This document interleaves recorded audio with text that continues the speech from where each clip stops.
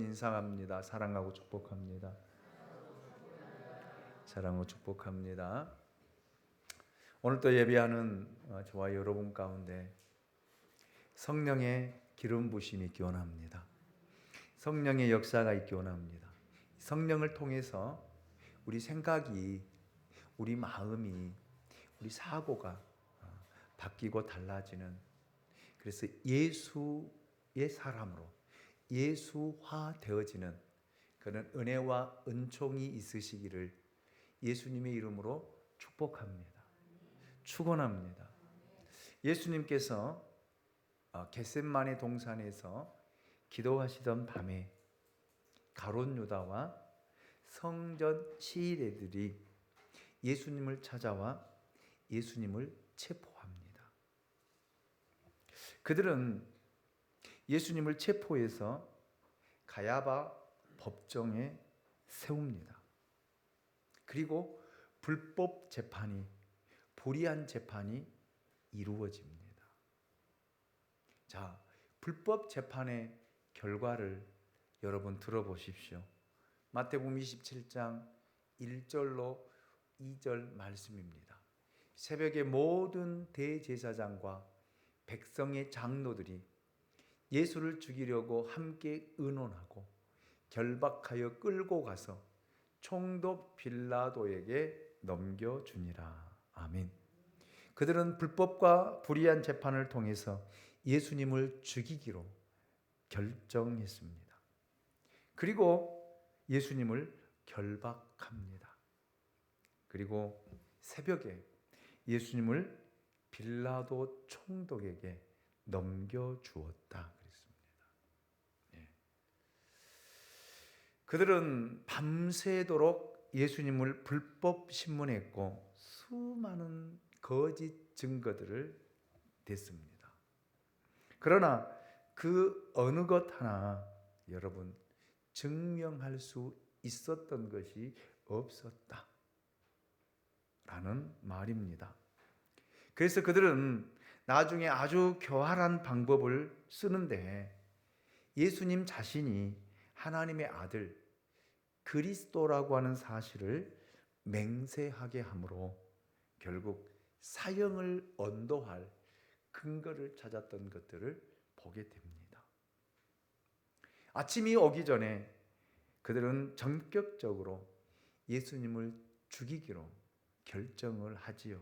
그리고 결박하고 빌라도에게 넘겨주고 또 예수님을 채찍질하는, 이것이 재판의 전부입니다. 전부예요. 얼마나 속성으로 불의한 재판을 했는지 모릅니다. 모든 과정이 생략된 채 그날 밤에 체포해서 그날 밤에 신문하고 그리고 아침이 되기 전에 새벽에 사형을 결정하고 빌라도에게 넘겨주었다. 참 말이 안 되는 소리잖아요. 산헤드린 공회에서 이루어지는 모든 것들이 다 속성으로 이루어졌고 불법으로 이루어졌고 불의한 것으로 채워진 재판이었다라는 그런 말입니다. 이런 불의와 불법 앞에 예수님은 침묵했습니다. 할 말이 없잖아요. 무슨 말을 하겠습니까? 어떤 말을 해서 거기에 모인 예수님을 죽이기로 그렇게 혈안이 되어 있는 사람들에게 무슨 말을 한들 여러분 통하겠습니까? 그래서 침묵하신 것입니다. 자, 27장을 보면 예수님을 죽이기에 앞장섰던 사람들의 그룹이 소개되고 있습니다. 첫째, 종교 지도자들의 그룹입니다. 예수님을 처형하게 했던 대제사장들과 바리새인들과 서기관들입니다. 그 시대에 전통과 권위, 권력을 상징하는 그룹들입니다. 어찌 보면은 하나님의 말씀을 통해서 메시아이신 예수 그리스도를 기다리며 기다렸던 사람들이 종교자들의 그룹입니다. 그런데 여러분, 예수님을 알아보지 못하고 메시아를 알아보지 못하고 하나님의 아들을 알아보지 못하고 예수를 죽이기에 혈안되었던, 앞장섰던 사람들이 종교 지도자들이다 라는 말입니다. 오늘날에도 여러분, 예수를 죽이는 데 앞장서는 사람들이 대부분 종교 지도자들이에요. 교회 목사들이고요, 교회 장로님들이고요, 교회를 이끌어가는 그룹들이 교회를 여러분 건전하게, 건강하게, 영광스럽게 세우지 못하고 무너뜨리고 파괴하고 예수를 다시 십자가로 끌고 가는 이런 모습들이 한국 교회에 많이 드러나고 나타나 있는 그런 모습을 보게 됩니다. 참 목사로서 두렵습니다. 저도 자유롭지 못하잖아요. 그래서 어쨌든 신실하게, 정직하게 목회하며 교회를 세우려고 부단히 애를 쓰지만 그러지 못할 때도 또 많이 있음을 고백하고, 여러분, 우리는 예수를 십자가에 내어주는 이런 사람들이 되어서는 안 됩니다. 죽이는데 내어주어서는 안 된다라고 하는 그런 말입니다. 두 번째, 가룟 유다입니다. 예수님을 십자가에 팔아버렸던 장본인이죠. 무엇 때문에 팔았을까? 어떤 것 때문에 팔았을까? 왜 팔았을까? 이제 말씀을 함께 살펴보도록 그렇게 하겠습니다. 오늘날에도 수많은 사람들이, 교회를 다닌 사람들이, 예수를 믿는다라고 하는 사람들이 돈 때문에 예수를 팔아버립니다. 자기의 명예 때문에 예수를 팔아버립니다. 자존심 때문에 예수를 파는 사람들이 참 많이 있어요. 예수가 중요한 것이 아니라 내 자존심이 중요하고 내가 중요하거든요. 여러분, 가룟 유다만 예수를 파는 것이 아니에요. 가룟 유다만 은 30에 예수를 파는 사람이 아닙니다. 오늘날에도 예수를 팔고 팔아가는 사람들이 얼마나 많이 있는지 모릅니다. 잘 우리가 생각해보고 말씀을 통해서 도전받고, 돈 때문에 예수를 팔지 않기를 원합니다. 명예 때문에 예수를 팔지 않기 원합니다. 여러분, 자존심 때문에 예수를 파는 사람이 되지 않기를 다시 한번 예수님의 이름으로 축복합니다. 세 번째로 총독 빌라도입니다. 사형에 해당하지 않는데도 자기의 자리 때문에 사형 언도를 내릴 수밖에 없었던 사람이 빌라도입니다. 자기 자리에 연연해서, 자리 때문에 결국 사람들의 소리에 귀를 기울이고 사람들 때문에 예수를 죽이는데 사형 언도를 했던 사람이 빌라도입니다. 우리도 그렇잖아요. 신앙생활 하다 보면, 교회 생활 하다 보면 사람 때문에, 체면 때문에, 아닌데도 관계 때문에 인정해주고, 관계 때문에 따라가고, 관계 때문에 무너지는 이런 경향들이 참 많이 있습니다. 목회자들 사이에도 그렇습니다. 분명히 잘못되었고 그게 불법이고 불인데도 불구하고 여러분, 나와 관계가 있기에 자리 때문에 묵인하고 넘어가고 수용하고 받아들이는 이런 일들이 얼마나 많이 있습니까? 이 사람이 저는 빌라도라고 생각합니다. 현대판 빌라도들이 교회 안에 참 많이 있습니다. 내 가족이기 때문에, 내 형제이기 때문에, 내 가까운 사람이기 때문에 그걸 묵인하고 받아들이고 수용하고, 그 잘못된 길인지 알면서도 걸어가는 그런 경향들이 얼마나. 빌라도도 그렇잖아요. 자기 아내가 꿈속에서 보았다라고 그런 판결을 내려서는 안 된다라고까지 충고했음에도 불구하고, 여러분 보십시오. 올바른 판단, 올바른 결정을 못 하잖아요. 왜요? 그 자리를 보존하기 위해서. 자리가 뭐라고?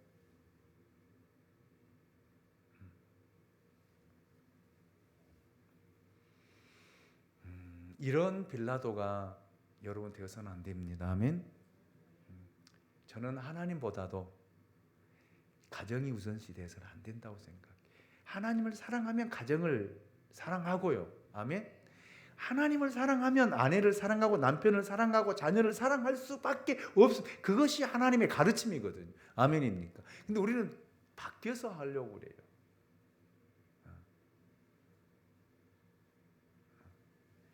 그래서 우리가 선택을 잘 해야 된다 라는 말을 꼭 하고 싶습니다. 네 번째로 민중들입니다.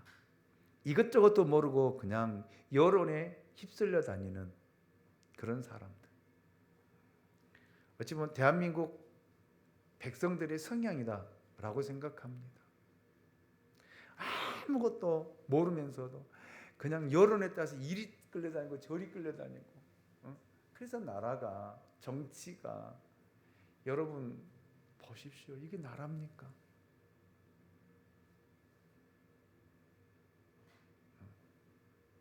저는 여도 아니고 야도 아닙니다. 저는 예수당이에요. 정말 백성들은 굶주려가고 백성들은 힘들어가고 백성들의 삶의 터전이 무너져가고 있는데도 여기에는 신경 쓰지 않고 자기들을 밥그릇을 챙기기 위해서 혈안이 되어 있는, 양분화되어져 있는, 이것이 나라냐 이 말이에요. 거기에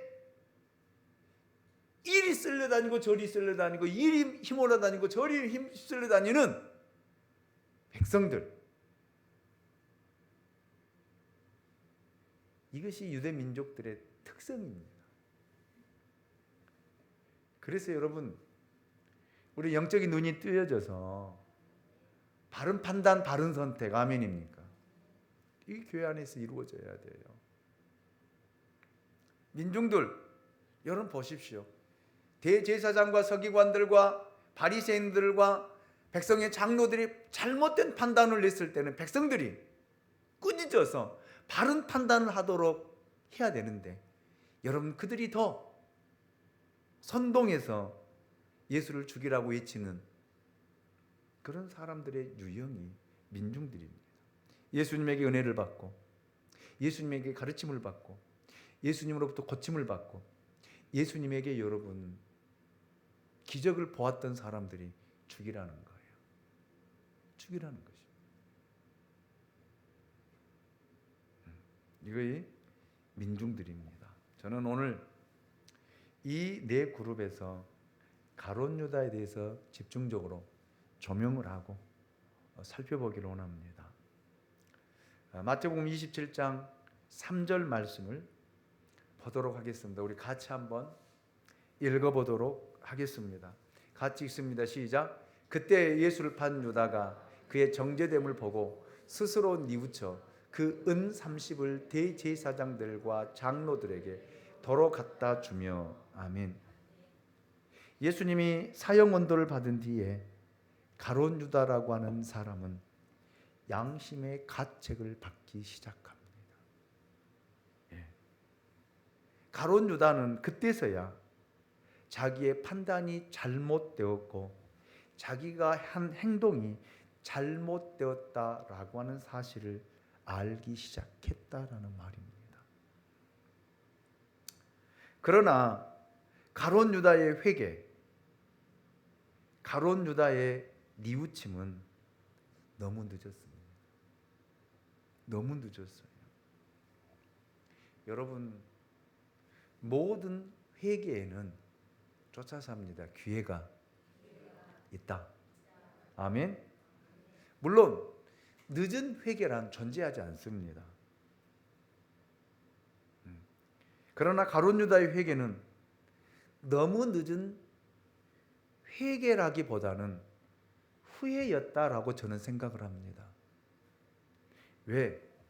여러분 보십시오. 마태복음 27장 38절 이하의 말씀을 보면 예수님이 십자가에 죽으셨을 때 우편에 서 있었던 강도를 생각해 보십시오. 마지막 순간 예수님이 처형당하기 바로 직전에 그 우편의 강도는 회개하잖아요. 회개하잖아요. 예수님은 그에게 회개의 기회와 구원의 기쁨을 허락했습니다. 오늘 나와 함께 낙원에 이르리라. 아멘. 그래서 저는 이 말씀을 보면 늦은 회개란 없습니다. 마지막 순간까지 내 생명이 끝나는 그 시간까지라도 구원의 길은 우리에게 열려져 있다. 아멘. 열려져 있습니다. 그래서 임종 때 예수를 영접하고 떠나는 사람들이 참 많이 있습니다. 부끄러운 구원을 받아서 하나님 나라에 들어가는 사람들도 많이 있습니다. 그래서 늦은 회개란 단어는 저는 맞지 않다라고 생각합니다. 그러나 가룟 유다가 예수님의 십자가를 보고 스스로 뉘우쳤다고 하는 이 뉘우침은 좀 달라요. 다릅니다. 왜냐하면 가룟 유다에게는 회개할 기회가 정말 많이 주어졌기 때문이에요. 아멘입니까? 그때마다 가룟 유다는 받아들이지 않았습니다. 회개하지 않았습니다. 예수님께서 수많은 기회를 주셨지만 그때마다 회개하기는커녕 마음이 강팍해졌어요. 완악해졌습니다. 저는 하나님의 말씀을 들을 때도 두 가지의 반응이 나타난다라고 생각을 합니다. 하나는 그 말씀을 듣고 돌이키고 회개하는 사람이 있는가 하면, 그래서 하나님의 말씀을 찔림을 받고 찔림을 통해서 깨닫고 회개하고 돌이키는 사람이 있는가 하면, 또 다른 한 사람은요, 듣고 상처받은 사람이 있어요.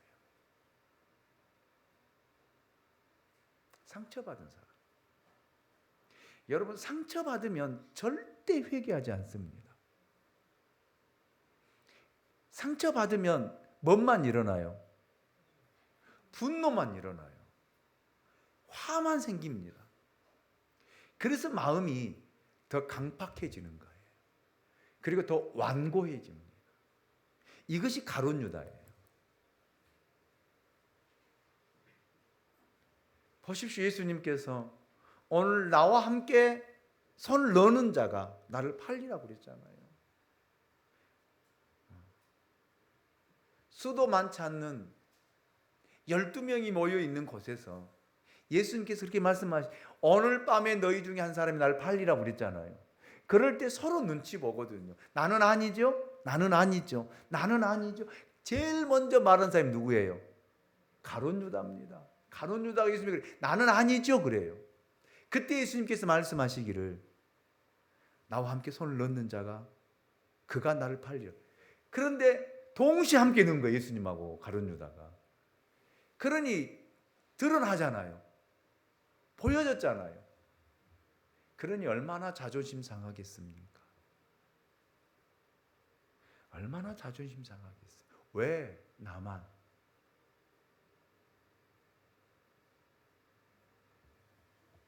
자, 마리아가 예수님이 오셨을 때 향유 옥합 300데나리온이나 되는 옥합을 깨트려요.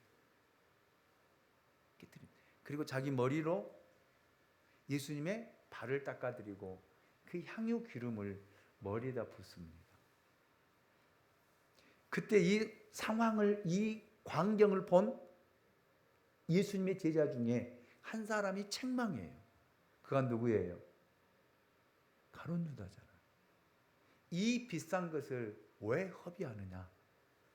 이걸 팔아서 가난한 사람들에게 나눠주면 오히려 더 좋은 일이 아니겠니? 맞아요, 틀려요? 맞잖아요. 그때 예수님이 그래 내 말이 맞다. 가룟 유다, 너는 역시 지혜로운 사람이야. 잘했어. 칭찬해 주었더라면 가룟 유다 마음 상하지 않아요. 그러면 예수님 말씀을 듣고 회개했을지 몰라요. 그렇잖아요. 유다야, 내가 나를 팔려고 하는데 파는 사람이 너다라고 했을 때 마음 상처받지 않고 회개했을지 모릅니다. 그런데 뭐라 그래요? 예수님이 책망하시잖아요. 이 여인이 하는 것을 가만두라. 나의 장례를 준비하는 것이다. 그랬을 때 여러분 보세요. 그래도 12명 중에서 가장 똑똑하다고 생각했던 가룟 유다, 가장 많이 배우고 잘났다라고 생각했던 가룟 유다, 거기서 면박을 받았거든요. 거기서 책망을 받았거든요. 그러니까 얼마나 자존심 상했겠어요. 얼마나 그렇잖아요. 여러분 잘 배우고 많이 배운 사람은요, 절대 여러 사람이 있는 면박을 주면요, 여러분 절대 그 사람 상처 안 받지 않아요. 상처받아요? 상처받습니다. 이 사람들 중에 왜 나에게 창피를 주고 나를 짓밟냐고, 내가 그 정도밖에 안 되느냐고. 그래 안 그래요? 그래요. 상처받은 거예요. 굉장히 자존심 굉장히 상한 거예요. 그렇잖아요. 여러분 베드로 무식하잖아요. 어부잖아요. 요한, 야고보 다 어부 출신이잖아요. 학교를 다녔겠습니까? 공부를 했겠습니까? 바다에서 잔뼈가 그래도 배운 사람이 누구예요? 가룟 유다입니다. 계산 빠르지요. 머리 잘 돌아가지요. 똑똑하지요. 그래서 여러분 회개를 예수님께서 누구에게 맡긴 거예요? 가룟 유다에게. 왜? 똑똑하니까. 그런데 그 무식한 사람들 앞에서 여러분 면박을 받았으니 얼마나 자존심 상하겠습니까?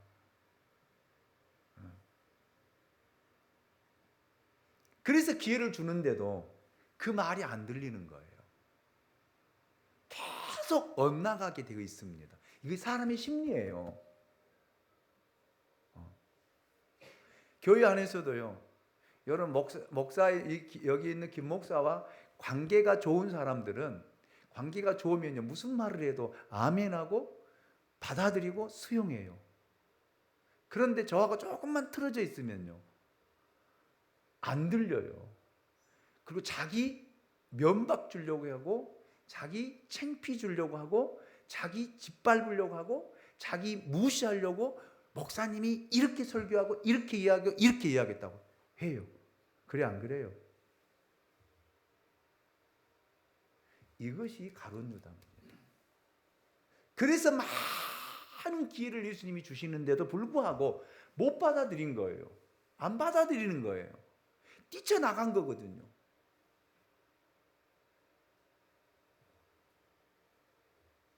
마음이 더 완악해지고 더 강팍해졌다라는 말이에요. 여러분 예수님이 가룟 유다를 창피 주기 위해서요? 무시하기 위해서요? 자존심을 짓밟기 위해서요? 여러분 가룟 유다에게 이렇게 말씀하셨을까요? 아니에요. 목회자가 성도들을 어떻게 여러분 자존심 상하게 하고 무시하는 발언을 하겠습니까? 아니잖아요. 그게 목회자입니까?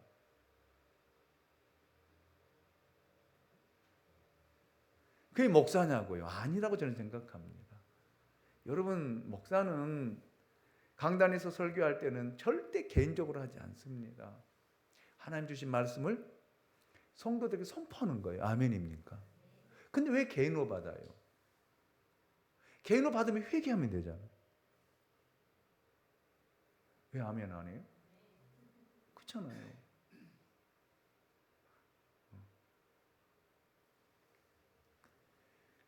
그래서 가룟 유다가 엇나가기 시작하고 잘못된 길을 선택하게 되고 잘못된 길을 걸어가게 되고, 그래서 마음이 더 완악해지고 완강해지고 강팍해진 것입니다. 우리가 이런 사실들을 말씀을 통해서 깨달아요. 이런 사람들은요, 사단이 자기의 하수인으로 두게 됩니다.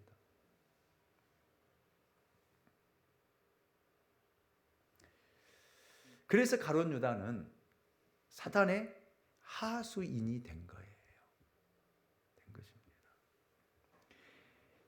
예수님이 불법 재판을 통해 사형 언도를 받고 빌라도에게 이송되는 순간 가룟 유다의 마음에 작은 변화가 일기 시작합니다. 이것은 일종의 양심의 발동이요, 도덕의 발동입니다. 그동안 양심과 도덕이 다 가리어져 있다가 예수님이 재판을 받고 메맞는 모습을 보고 그 양심에 발동하기 시작한 거예요. 그러나 여러분, 기회는 이미 지나가고 말았다라는 말입니다. 얼마나 안타깝습니까? 이것은 마치 창세기 6장 9절에 등장하고 있는 노아의 방주의 사건과 같다라고 저는 생각합니다. 노아가 하나님의 명령을 받고 산에다 방주를 짓습니다. 배는 바다 가까운 곳에 지어져야 되는 것이지 산에 짓는 건 말이 안 되잖아요. 아무리 무식한 사람도, 배우지 못한 사람도 배 지으라면 바닷가에 짓지 산에다 짓는 사람이 어디 있습니까? 그래서 많은 사람들이 노아를 조롱하고 미쳤다라고 했습니다. 정신 나갔다고 했습니다. 조롱했습니다. 비웃었습니다. 그런 노아가 이야기한들 들었겠습니까? 그래서 누가복음 17장 26절 이하에 보면 그들은 노아의 말을 듣지 않고 시집가고 장가고 먹고 마시며 그랬다라고 성경은 우리에게 이야기하고 있습니다.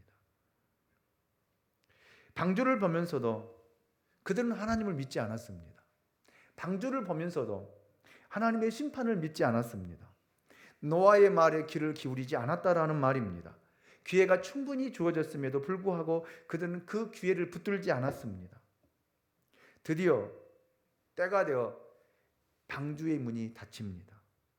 비가 쏟아지고 땅에서는 샘이 터져 홍수의 대심판이 일어나기 시작했습니다. 물이 점점 차오르고 나니 그들은 비로소 그때서 노아의 말이 귀에 들리기 시작했습니다. 그리고 방주를 찾아갑니다. 문을 두드립니다. 여러분, 방주의 문은 열리지 않았어요. 이것이 가룟 유다의 후회, 실상이다. 이렇게 정리하고 싶습니다. 그래서 사도 바울은 고린도후서 6장 2절을 통해서 우리에게 이렇게 권면하고 있습니다. 내가 은혜 베풀 때에 너희에게 듣고 구원의 날에 너희를 도왔도다 하셨으나 보라, 지금은 은혜 받을 만한 때요, 보라, 지금은 구원의 날이로다. 아멘. 은혜 받기를 원하고 구원 받기를 원하는 사람에게는 지금이 기회다는 거예요. 아멘입니까? 지금은 예수 믿을 만한 때요, 구원의 때요, 회개할 때요, 하나님 안에 들어올 때요, 여러분 들어갈 때라고 하는 것입니다. 왜? 구원의 문은 열려져 있기 때문입니다. 지금이 기회라는 말입니다.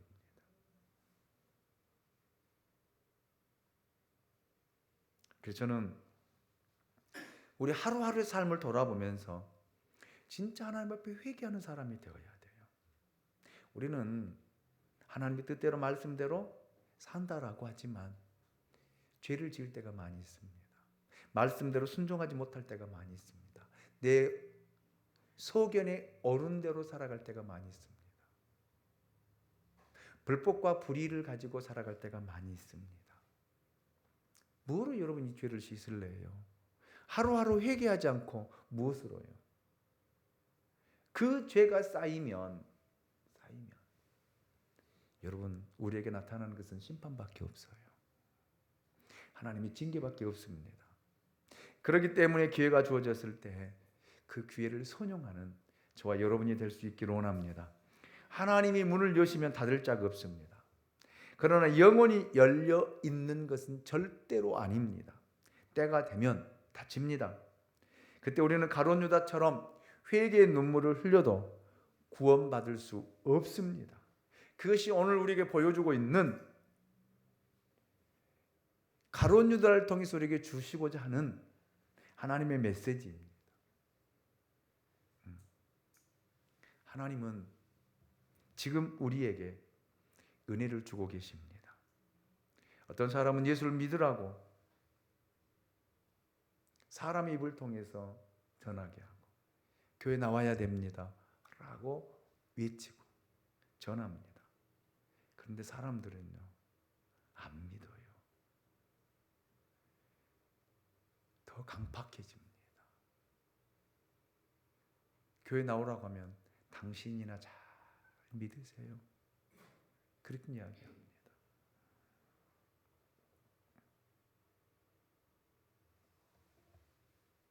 그리고 사람들은 입을 열면 말이 점점 독해지고 사나워지고 욕을 하고 거짓말을 하고 남을 죽이는 말들을 합니다. 이런 말들을 하고 싶지 않은데 나도 모르게 입에서 툭툭툭 튀어나올 때가 많이 있어요. 여러분, 이런 사람들은 바꿔야 돼요. 계속 강팍해지면 가룟 유다의 자리에 가고 만다라는 사실입니다. 그래서 예수 믿는 사람들은 마음이 부드러워야 돼요. 아멘입니까?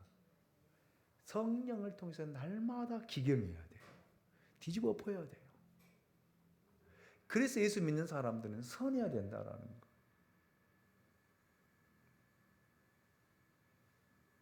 그런데 어떻게 예수 믿는 사람이 더 강팍해집니까? 어떻게 더 완악해집니까? 더 어떻게 사나워집니까?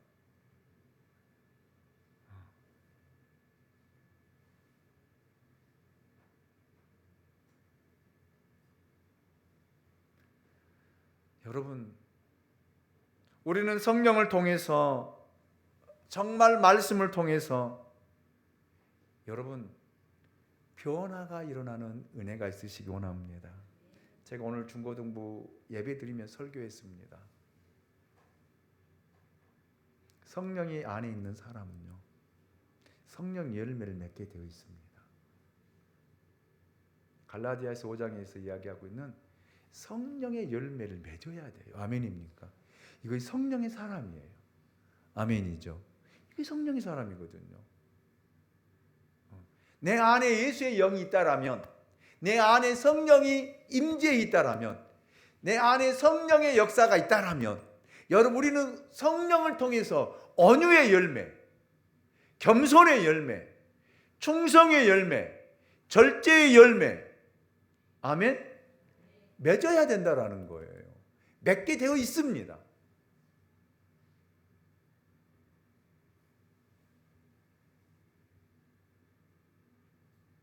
그런데 우리는 절제하지 못하고 선을 넘어가고 온유하지 못하고 성질을 터뜨리고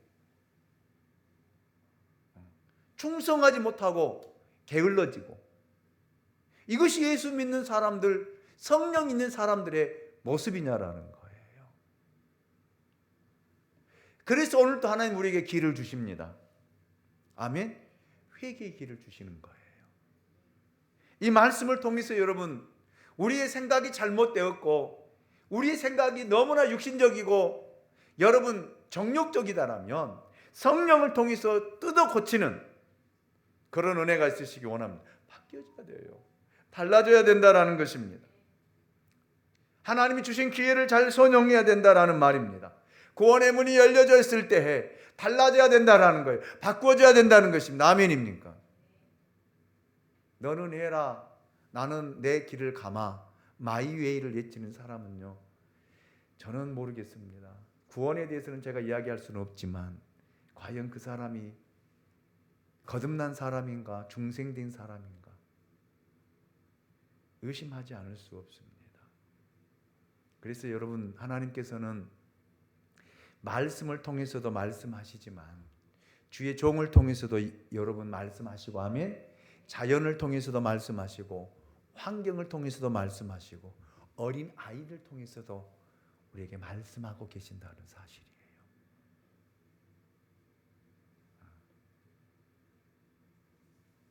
여러분, 가룟 유다 보십시오.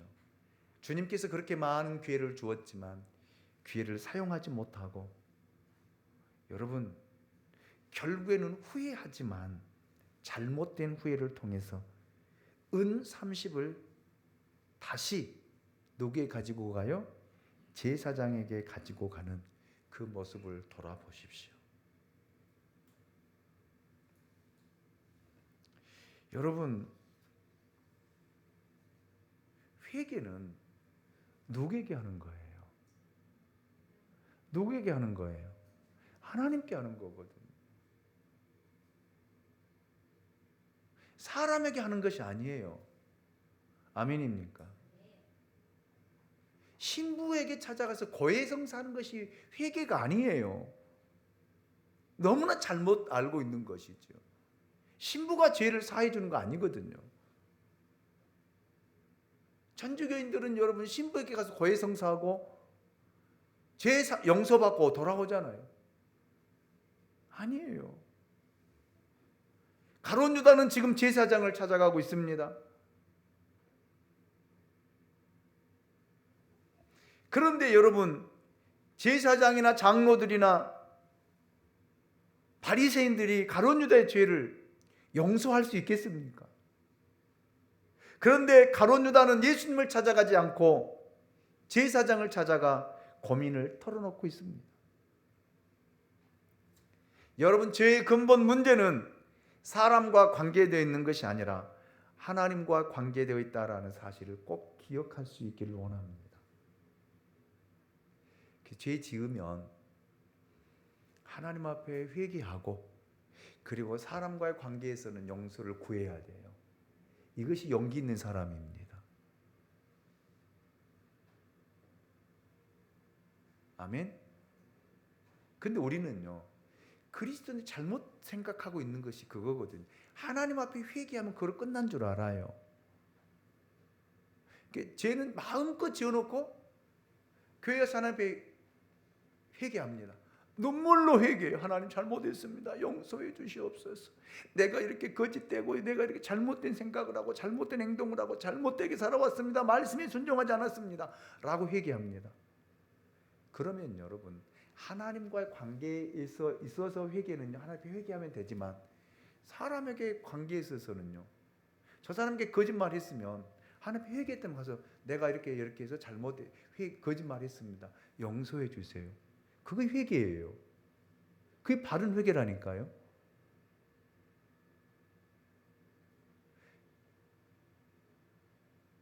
그게 회개라니까요. 그런데 우리는요, 이 과정은 절대 안 거치려고. 왜? 자존심 상하니까. 말하면 자존심 상하고, 말하면 흉이 될까 봐. 그리스도인의 가장 약점이 거기에 있습니다. 잘못 저질렀고 잘못했으면 하나님 앞에 회개했다라면 그 사람에게 사과해야 돼요. 왜 아멘 안 합니까? 그리고 회개했다고 어떻게 이야기해, 하나님 앞에?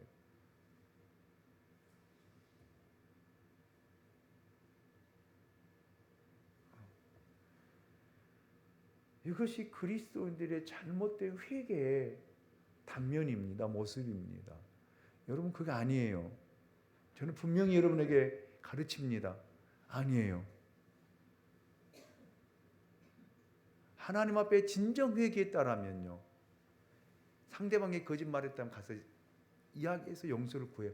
내가 이런 일로 인해서 거짓말했는데 죄송합니다. 본의 아니게 하다 보니까 이렇게 되었습니다. 용서해 주세요. 그리고 그 사람이 용서해 줄 때 그 회개예요. 진정한 회개라는 것입니다. 그러면 우리는 만약에 이런 과정이 없다면 우리는 얼마든지 사람 속이고 나쁜 짓 다 하고 거짓말 다 하고 그냥 하나님 앞에 나와서 회개하면 되잖아요.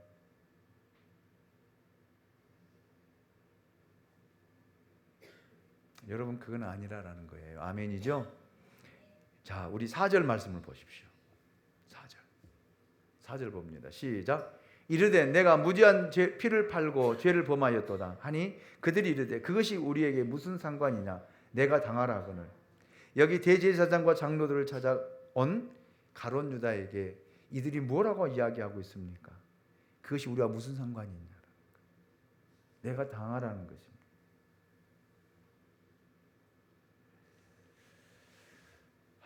이것이 사람인 것 같아요. 여기에 영적 교훈이 있습니다. 죄를 짓게 한 사람들은 결코 죄에 대한 책임을 지지 않는다는 사실입니다. 어떤 사람이 나를 유혹해서 죄를 짓게 했습니다. 이렇게 하면 돈을 많이 벌 수 있다. 이렇게 하면 돈을 벌 수 있다라고 유혹하고 죄를 짓게 합니다. 그리고 여러분 죄를 지으면요.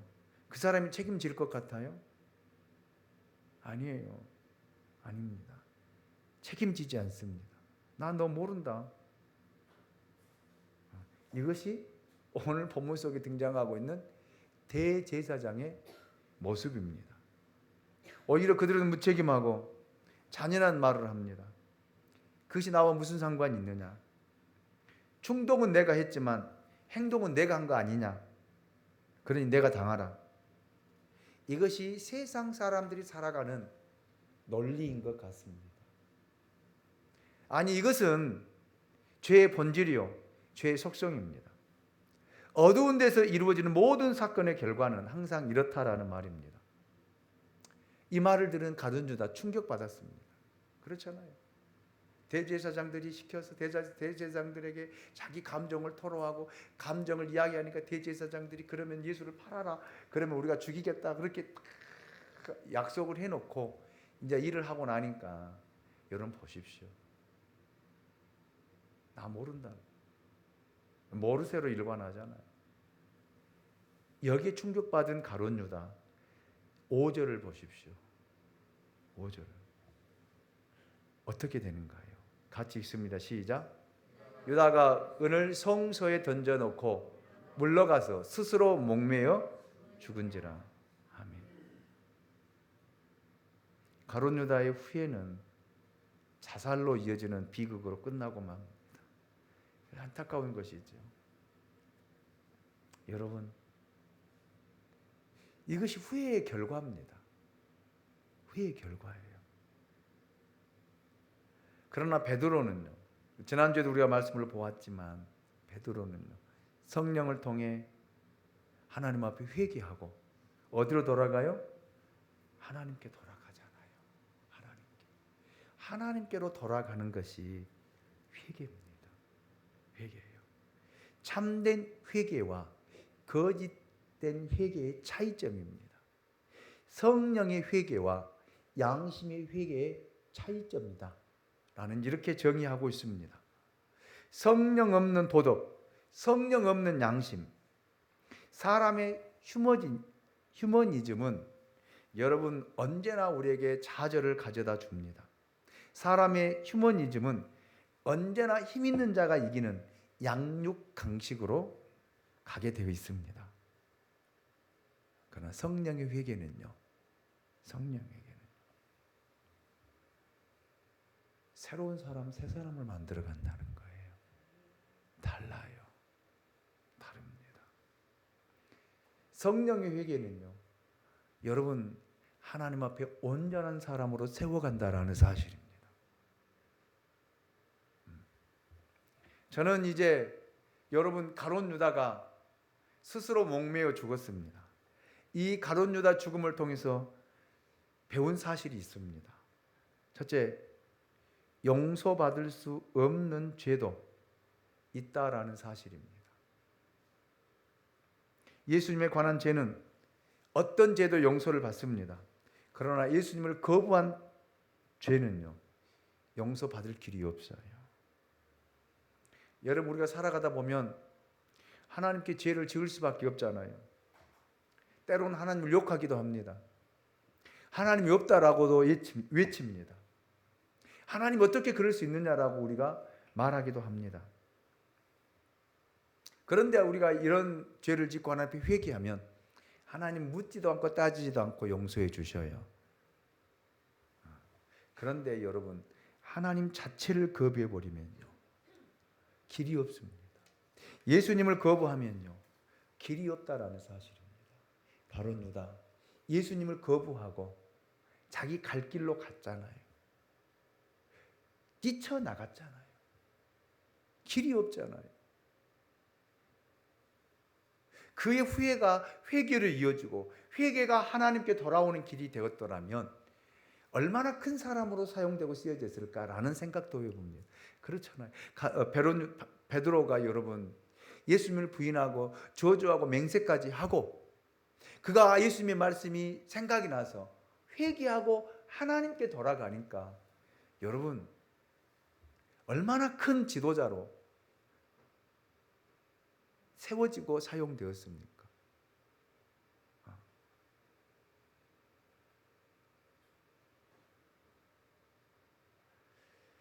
여러분, 사람은 죄를 지을 수 있습니다. 그런데 여러분, 죄를 회개하고 돌이켜서 하나님께 돌아가면 오히려 하나님께 더 크게, 아멘, 더 크게 위대한 지도자로 사용될 줄로 믿습니다. 여러분, 사도 바울을 보십시오. 예수를 믿는 사람들을 잡아다 감옥에 넣는 사람이었습니다. 예수를 믿는 사람을 죽이는데 앞장섰던 사람입니다. 스데반 집사를 죽이는데 표를 던졌던 사람입니다. 그가 다메섹 도상에서 예수를 만나고 돌이키고 회개하고 돌아가니 여러분, 바울을 얼마나 크게 사용했습니까? 얼마나 크게 쓰셨습니까? 오늘 저와 여러분이 이런 사람이 될 수 있기 원합니다. 거부하지는 맙시다. 아멘. 둘째로 어떤 값으로도 예수님을 살 수 없다라고 하는 사실을 깨달았습니다. 가룟 유다는 예수님을 은 30에 팔았습니다. 예수님을 팔 수 있다라고 생각했습니다. 이것이 바로 세상이고 세속적인 생각이고 사람의 생각입니다. 돈이면 무엇이든지 할 수 있다라고 하는 생각, 가룟 유다의 생각입니다. 돈으로 안 되는 것이 무엇이 있느냐라고 이야기하는 것이 세상의 가치관이 아닙니까? 사고방식이 아닙니까? 돈과 하나님이 구분될 수 없을 정도로 돈의 이치가 높아져 있습니다. 자, 그런데 가룟 유다를 통해서 배우는 것은 우리의 구원자이신 예수님, 결코 돈으로 살 수 없다라는 사실입니다. 돈으로 구원받을 수 없다라는 사실이죠. 아멘입니까? 돈이라고 하는 것이 얼마나 중요한지 모릅니다. 사람의 필수 요건이 저는 경제적인 것이다라고 생각합니다. 돈은 필요하지만 그러나 돈으로 할 수 없는 것도 있다라는 사실이에요. 예수를 살 수 없습니다. 그래서 돈 때문에 예수를 파는 사람이 되지 않기를 원합니다. 이런 사람들은 마지막 죽을 때 꼭 회개가 아니라 후회하더라고요. 내가 무엇 때문에 이렇게 살았는가? 내가 무엇을 얻으려고 이렇게 살았는가?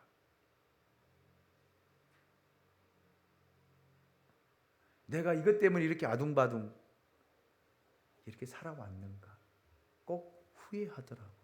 그러나 여러분, 정말 주님을 위해서 사는 사람은요, 이런 후회보다는 주여 내 영혼을 받으소서,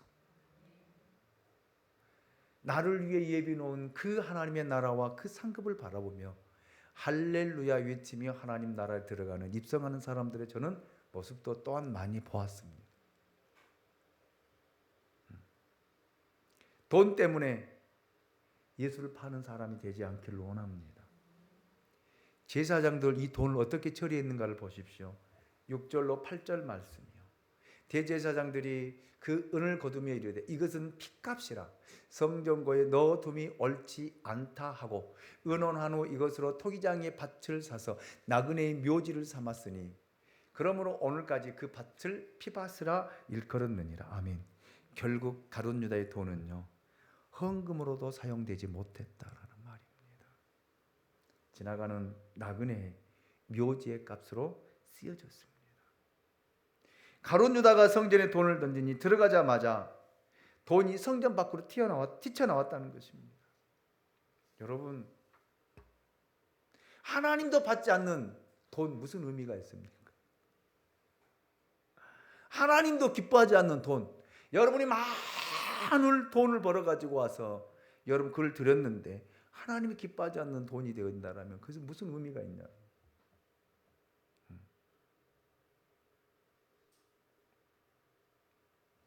그래서 저는 이 말씀을 통해서 하나님 주신 메시지는 우리 마음이 중요해요. 중심이 중요합니다. 내 마음에 회개가 없는 그런 믿음, 돌이키지 못한 믿음, 결코 하나님이 기뻐하지 않고 하나님이 받지 않는다라고 하는 사실입니다. 그래서 믿음의 시작은 회개로부터 시작되는 거예요. 회개로부터. 베드로처럼 통곡하고 회개할 때 새로운 시작, 새로운 출발을 할 수 있다라는 말입니다. 저는 2024년 우리 교회 표어를 새로운 시작, 새로운 출발이라고 선언하고 선포하고 2024년을 시작했습니다. 어느덧 우리는 2월달 셋째 주 앞에 서 있습니다. 여러분 새로운 시작했습니까? 출발했습니까? 어떻게 시작하고 어떻게 출발했습니까? 회개 없는 시작은요, 출발이 되어지지 않는 거예요.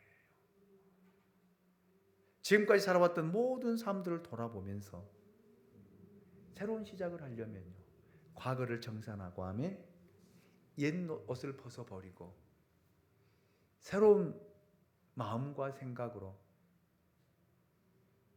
새롭게 시작해야만이 새로운 출발을 할 수 있지 않겠습니까? 저는 그래서 2024년은 하나님 우리 교회에 주신 기회다, 저에게 주신 기회다라고 생각을 합니다. 저도 철저하게 하나님 앞에 회개하고 2024년을 시작하고 있습니다. 그래서 하나님의 일하심을 기대하고 바라보고 하나님이 내게 주신 2024년 내게 주신 기회다 라고 생각하고 이 기회를 붙들고 2024년을 걸어가려고 합니다. 아멘. 오늘 저와 여러분이 하나님께서 우리에게 주신 이 기회를 잘못 사용해서 가룟 유다처럼 우리 인생이 비극으로 끝나는 것이 아니라 이 주신 기회를 잘 붙들어서 선용해서 베드로처럼 하나님 앞에 사용되어지고 바울처럼 쓰임받는 교회와 성도들이 될 수 있기를 예수 그리스도 이름으로 축원합니다. 아멘. 아멘. 우리 다 같이 자리에 일어나셔서 우리 찬양합시다. 사랑의 손길.